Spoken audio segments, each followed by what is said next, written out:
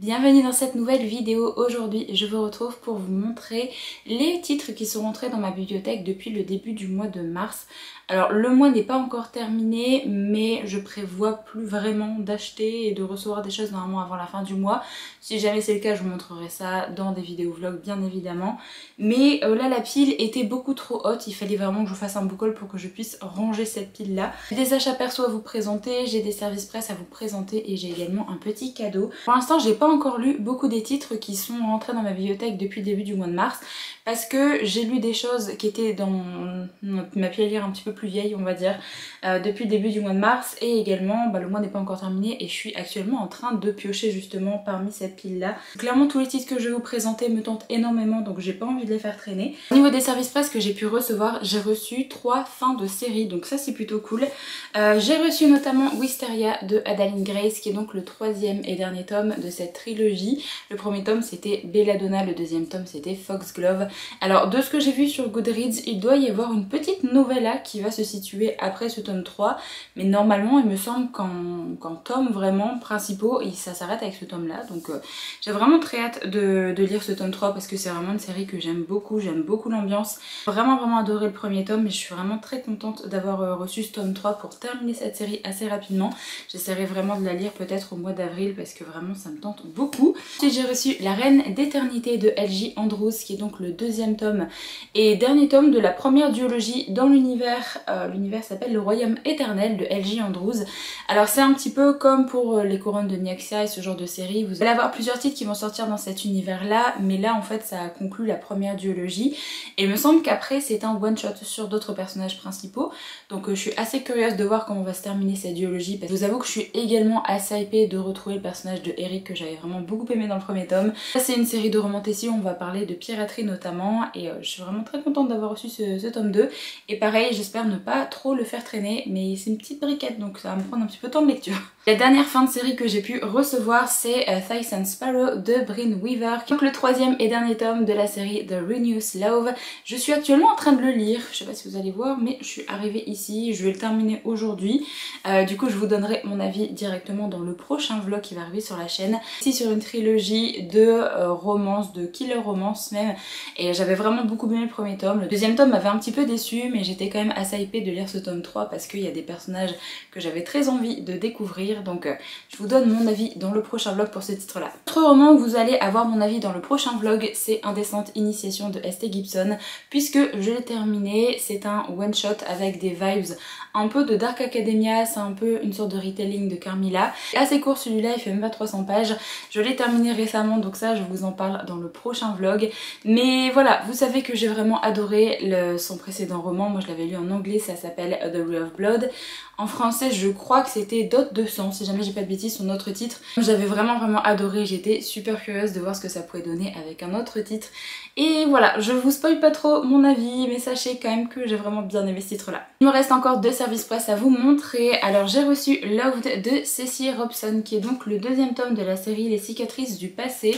Alors comme je l'avais dit dans mon vlog, j'ai pas lu le premier tome pour ma part, mais c'est une série en fait de romance contemporaine où chaque tome est consacré à des couples différents.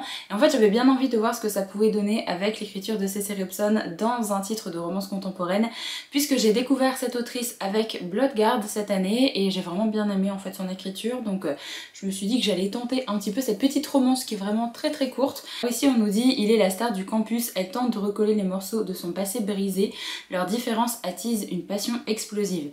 Du coup on met en hashtag seconde chance université et lacrosse. J'aimerais bien le lire assez rapidement parce qu'il est vraiment pas très long et je suis assez curieuse de voir ce que ça va donner avec une petite romance contemporaine de la part de cette autrice. Enfin le dernier service presse que j'ai pu recevoir c'est Fallen Crows de Émilie Chevalier qui est donc le 1er tome de la série Les Héritiers.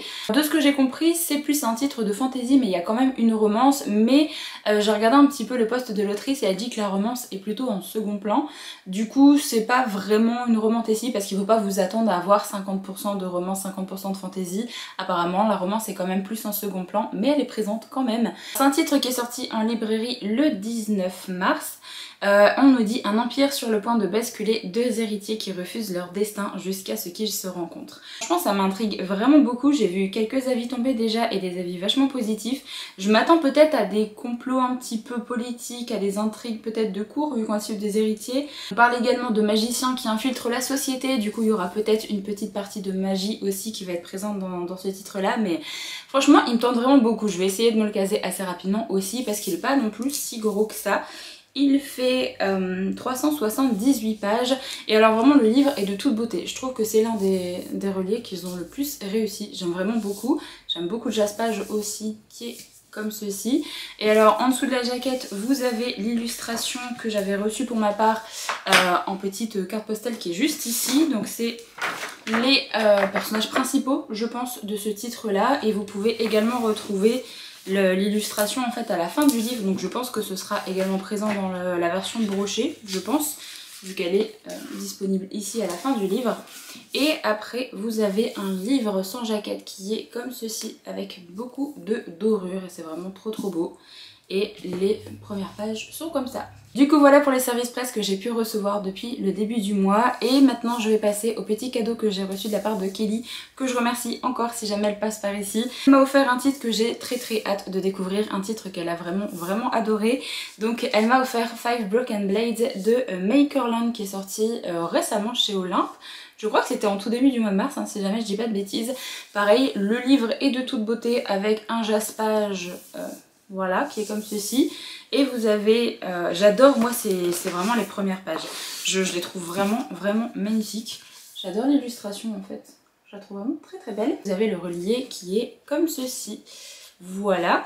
Et alors pour le résumer, tout ce que je sais c'est qu'on va chercher à tuer le roi qui est en place. Sauf que le roi n'est pas quelqu'un de gentil vu qu'on nous dit que c'est un dieu. Et en gros vous allez avoir 5 personnes qui vont être contactées pour essayer de tuer cette personne là. Et en gros c'est les 5 menteurs les plus dangereux du pays qui vont être mystérieusement convoqués pour travailler ensemble à cette mission impossible. Vous avez une voleuse, un homme de main, un espion, une tueuse, et un noble et un prince exilé qui vont former un cercle de menteurs. Voilà, franchement ça a l'air vraiment très chouette. J'ai vu que de bons avis tomber depuis qu'il est sorti en VO et même en français, donc j'ai très hâte de m'y plonger également. Alors au niveau des achats personnels, j'ai quand même craqué là ce mois-ci parce que j'ai ça à vous présenter.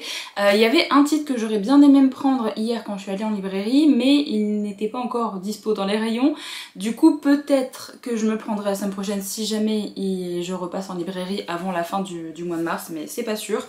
Alors j'ai tout d'abord pris La Reine de Orlan Grey qui est donc le premier tome de cette duologie. La série s'appelle L'Empire des monstres et c'est sorti chez les éditions Adictasie. Vous pouvez déjà retrouver mon avis sur la chaîne parce que je l'ai déjà lu, c'était ma petite lecture commune pour le mois de mars et j'ai vraiment adoré. On part ici sur une série de romantécies avec des personnages qui ont très peu de morale, on va dire, surtout le petit love interest, et on a un petit folklore russe qui est vraiment très chouette également. J'ai vraiment beaucoup aimé ce premier tome, j'ai vraiment trop hâte d'avoir la suite entre les mains. Vous avez un livre avec un petit jaspage également, donc là ça fait un demi-cœur et en fait le deuxième livre va former le cœur complet. Voilà, le deuxième livre sera comme ceci. Voilà. Ensuite au niveau des titres que je vous avais déjà présenté dans une vidéo vlog, c'était 2 titres de Dark Romance que je me suis pris en version poche. Donc j'ai pris la suite de la série de Penelope Douglas avec Dark Desire, donc c'est Hideaway, le tome 2. J'avais lu le premier tome au mois de février et je suis assez curieuse de voir ce que ça va donner avec les autres personnages qu'on a pu rencontrer dans le premier tome. Du coup je suis bien contente de l'avoir pris. Et après j'ai décidé de tester l'autrice Rina Kent que je n'arrête pas de voir passer partout sur les chaînes anglophones que je suis et qui est vraiment une autrice qui n'arrête pas d'être conseillée en fait pour tout ce qui est Dark Romance. Du coup je me suis pris Deviant King, le premier tome de la série Royal Elite. Alors j'ai décidé de partir sur cette série là plutôt qu'une autre parce que l'autrice en fait a partagé une sorte d'ordre de lecture par rapport à tous ces titres et toutes ces séries. Je me suis dit que j'allais suivre ce que l'autrice disait et j'ai donc pris le premier tome de cette série ici. Alors je vous avoue que je ne sais pas vraiment de quoi ça parle. On va juste suivre une jeune fille qui fait son entrée à la Royal Elite, un établissement scolaire réservé à une élite fortunée. Voilà, et c'est là-bas qu'elle va rencontrer le puissant et populaire Aiden. Voilà. Je voulais vous présenter les 3 titres pour lesquels j'ai craqué hier en librairie, 3 titres que j'attendais vraiment avec une impatience de fou. Vraiment c'était les titres que j'attendais le plus au mois de mars. Je suis trop hypée de les avoir en ma possession. J'ai vraiment très hâte de les lire.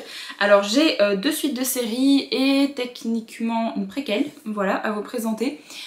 J'ai tout d'abord cette énorme briquette, regardez-moi la taille du livre, je vais encore passer 2 semaines là-dessus. Non c'est pas vrai parce que le premier tome était aussi gros et franchement ça se lit tellement bien, c'est tellement immersif que j'avais lu vraiment ce titre assez rapidement. Enfin bref, c'est donc le tome 2 de la série Gods and Monsters de Amber V. Nicole. Il s'appelle Le Trône des Dieux Brisés. Bien évidemment pris en brochet parce que j'aime beaucoup les brochets des éditions Bookmark dans leur collection Lost Kingdom et parce que j'ai le premier tome en brochet également. Alors si jamais vous voulez feuilleter ce livre-là en librairie, faites attention parce que vous avez des illustrations à la fin. Je vais vous montrer que celle-là d'ailleurs, qui sont... Voilà, on peut-être pas à regarder en public. Voilà. Je trouve que les illustrations sont assez osées. Mais je trouve ça vraiment très chouette d'avoir des petites illustrations en couleur à la fin du livre et vous avez à chaque fois quelques illustrations en noir et blanc en plein milieu du livre. Et vraiment je suis trop hypée de lire ce livre là parce que la fin du premier tome finissait sur un petit cliffhanger là, je suis trop hypée pour le découvrir donc je sais pas quand est-ce que je vais m'y mettre, peut-être avant la fin du mois hein, parce que clairement il me tente beaucoup et il est énorme, il fait 815 pages, voilà 815 pages. Du coup ça va être beaucoup d'heures de lecture mais j'espère vraiment que ce sera un coup de cœur comme pour le premier tome. Je vous ai pas fait de résumé pour ce titre là mais je trouve que c'est assez compliqué d'en faire un, donc si jamais vous voulez mon avis j'ai fait un vlog spécial pour ma lecture du premier tome que je vous mettrai dans le petit i. Ensuite au niveau suite de série j'ai bien évidemment pris Woven by Gold de Elisabeth Hélène. On est sur le tome 2 de la série Beasts of the Briar qui est sorti aux éditions Chatterley. J'ai lu le premier tome fin d'année dernière, je sais plus quand est-ce qu'il était sorti. J'avais vraiment beaucoup aimé ce premier tome, je trouvais que c'était assez addictif, c'était très fluide au niveau du style d'écriture, j'avais beaucoup aimé les personnages et la fin aussi donne très envie de lire la suite. Et sur une sorte de petit retelling de La Belle et la Bête et on a également comme trope le harem inversé et franchement j'avais trouvé que les personnages étaient très attachants, étaient déjà bien développés dans le premier tome. Du coup j'ai trop hâte de voir un petit peu ce qui va se passer dans ce tome 2 qui est également une briquette. Je ne pensais pas qu'il faisait 800 pages également. Voilà, 855 pages. Voilà, ça va être encore de bonnes heures de lecture également. Mais ça je vais le lire vraiment très bientôt parce qu'on a prévu le lire ensemble sur le Discord de façon très chill à partir du week-end prochain. Si jamais vous voulez nous rejoindre, le lien de mon Discord est dans la barre d'infos comme d'habitude. Mais je suis vraiment trop pressée de voir ce que ça peut donner. Et jamais ce titre là se finit encore sur un cliffhanger et comme c'est des lectures assez addictives, j'espère qu'on aura le tome 3 potentiellement cette année, qui vont pas nous faire attendre l'année prochaine pour avoir la suite. Enfin pour terminer ce petit book haul, si jamais vous avez remarqué, j'ai un petit collier ici qui avait été offert par les éditions Pocket Jeunesse pour la sortie de ce petit bébé que j'attendais avec vraiment beaucoup d'impatience. Je suis trop hypée. Vraiment, je vais le commencer aujourd'hui. Dès que j'ai terminé Thighs and Sparrow, je commence ce livre là. Je suis allée me le chercher hier, il me faisait déjà de l'œil mais je me suis dit non, je vais attendre de terminer l'autre roman avant de me lancer dedans. Et en fait j'ai aussi envie de me lancer dedans assez rapidement pour éviter les spoilers parce que je vois tout le monde en parler et j'ai pas envie en fait d'être spoilée et il me tente tellement que j'ai très envie de m'y mettre. Alors il fait 460 pages mais bon c'est les éditions Pocket Jeunesse, c'est écrit bien grand, bien aéré et d'ailleurs il est très fluffy je trouve comparé aux anciens Pocket Jeunesse qu'on pouvait avoir. J'ai trop hâte de voir un petit peu ce qui a pu arriver à Haymitch. Vraiment un personnage que je souhaitais découvrir. Franchement, si l'autrice nous fait également un tome sur Finnick, mais ce serait parfait. Clairement, ce serait parfait. J'ai trop envie de voir ce qui s'est passé également pour lui pendant l'année où il a été choisi. Du coup, là déjà, on va se concentrer sur Haymitch, qui est un personnage que j'aime beaucoup et je suis vraiment très curieuse de voir ce que ça va donner. Alors là, on est pendant les 50e Hunger Games. Je sais plus quand on nous disait qu'il avait participé aux 50e Hunger Games. Mais là du coup c'est le cas, du coup comme c'est une année un petit peu particulière, c'est des jeux de l'expiation. On nous dit que le nombre de tribus arrachées à leur famille pour participer à ces jeux cruels sera doublé. Voilà. Il va y avoir quand même vachement de participants, donc j'ai hâte de voir ce que ça va donner. Vraiment j'ai trop hâte de les lire, donc je suis vraiment trop contente là qu'ils soient sortis en simultané en français. Et oui du coup en librairie on avait le droit à un petit collier avec une sorte de... Je pense qu'ils ont voulu représenter le gemme au cœur en fait, avec ce colis là. Par contre je sais pas si toutes les librairies ont reçu ce petit goodies ou alors si c'est que dans certaines librairies. Je ne sais pas, ça franchement demandez à votre libraire je pense pour savoir s'ils ont reçu ça ou pas. Mais trop contente, vraiment trop contente, là c'était l'achat obligatoire du mois aussi. Du coup voilà, je vous ai présenté tous les titres qui sont rentrés dans ma bibliothèque depuis le début du mois de mars. Comme d'habitude, si jamais vous avez lu un des romans que j'ai présenté dans la vidéo, n'hésitez pas à me dire ce que vous en avez pensé. Si jamais il y a des titres que j'ai présentés qui vous tentent énormément, qui sont dans votre wishlist prioritaire, n'hésitez pas également à me faire savoir ça dans les commentaires. Et si jamais vous voulez laisser un petit emoji pour marquer votre passage par ici, n'hésitez pas à mettre des emojis qui vous font penser à la série Hunger Games. C'est moi un petit gemme au cœur, mais je sais pas s'il y a un emoji gemme au cœur, du coup tout ce qui est oiseau, je pense que ça fonctionne bien. Et tous les emojis qui peuvent vous faire penser justement à la série Hunger Games. Si jamais vous voulez mettre un petit trident pour Finnick, vous pouvez totalement. Vraiment faites-vous plaisir dans les commentaires. Du coup je vais arrêter la vidéo ici, j'espère vraiment qu'elle vous a plu. Je vous retrouve très vite dans une prochaine, donc en attendant prenez soin de vous.